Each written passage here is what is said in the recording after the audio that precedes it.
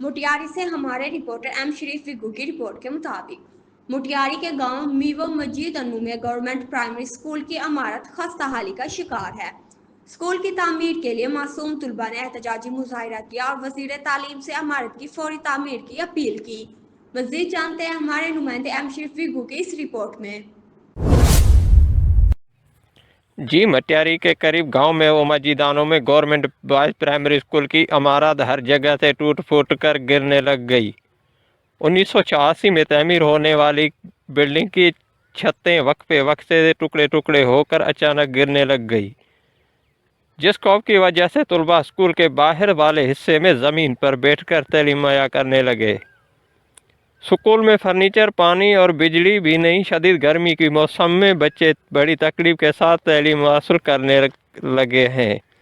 मासूम तलबा ने एहतजाजी मुजाहरा करते हुए कहा है कि हम सिंध हुकूमत और वज़ीर तालीम के साथ अहले हुकाम को अपील करते हैं कि हमारे गांव में स्कूल की इमारत को तमीर किया जाए ताकि हम इस कमतरी से बाहर आकर सुकून से तालीम हासिल कर सकें। जी।